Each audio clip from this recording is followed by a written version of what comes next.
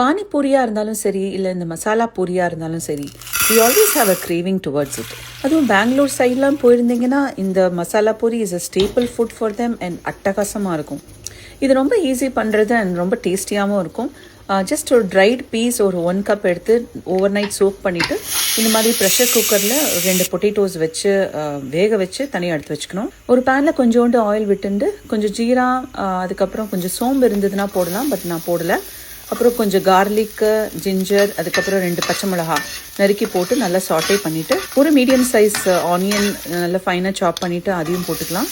நல்லா சாட்டே பண்ணிவிட்டு அதுக்கப்புறம் டொமேட்டோஸ் 2 எடுத்திருக்கேன், அதையும் இதே மாதிரி நல்லா சாப் பண்ணி அதுலேயும் போட்டு நல்லா வதக்கிக்கலாம்.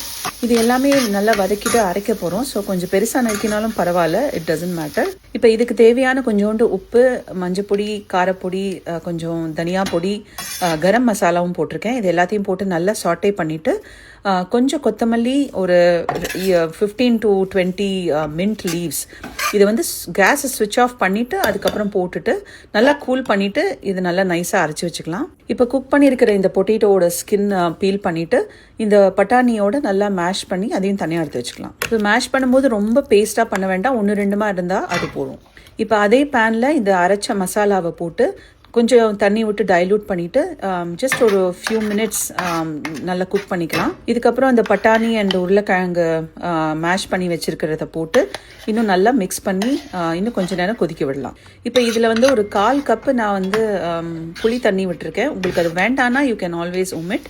அதுக்கப்புறம் இதுக்கு தேவையான கொஞ்சோண்டு உப்பு, அப்புறம் ஒரு டேபிள் ஸ்பூன் போல் ஜாகரி பவுடர், இதையும் போட்டு நல்லா எல்லாமே சேர்ந்து நல்லா கொதிக்கட்டும். இந்த மாதிரி ஒரு 2 கொதி வந்ததும் மசாலா ஆஃப் பண்ணிடலாம். Now it is ready to assemble. இந்த மசாலாவை நீங்கள் முதல் நாள் கூட பண்ணி ஃப்ரிட்ஜில் எடுத்து வச்சுக்கலாம். Just on the day of serving heat பண்ணிவிட்டு இந்த மாதிரி பூரிஸை உடச்சி இந்த மசாலாவை இதுக்குள்ளே ஃபில் பண்ணி அப்புறம் உங்களோட ஃபேவரட் என்ன டாப்பிங்கோ அதை வந்து போட்டுக்கலாம். நான் யூஸ் பண்ண டாப்பிங்ஸ் ஆனியன், கொஞ்சம் கேரட், அப்புறம் கொஞ்சம் சிலாண்ட்ரோ, இம்லி சட்னி, அதுக்கப்புறம் கொஞ்சோண்டு சாட் மசாலாவும் போட்டேன். உங்களுக்கு சேவ் இருந்ததுன்னா அதையும் போடலாம், பட் நான் இல்லை அதனால போடலை.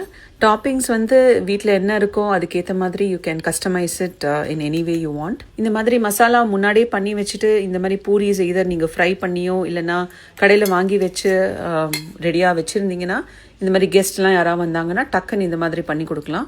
செம்ம ஃபில்லிங் அண்ட் டேஸ்டியாக இருக்கும். யாருக்கு தான் இந்த மாதிரி பண்ணி கொடுத்தா வேண்டான்னு சொல்லுவாங்க? உங்கள் வீட்டில் இருக்கிறவங்களுக்கு பண்ணி கொடுங்களேன். டபக்குன்னு 2 பிளேட் உள்ளே போடுதா இல்லையா பாருங்கள். கண்டிப்பாக நீங்களும் ட்ரை பண்ணுங்கள். எப்படி இருந்ததுன்னு கமெண்ட்டில் சொல்லுங்கள். Follow or subscribe for more interesting chat recipes.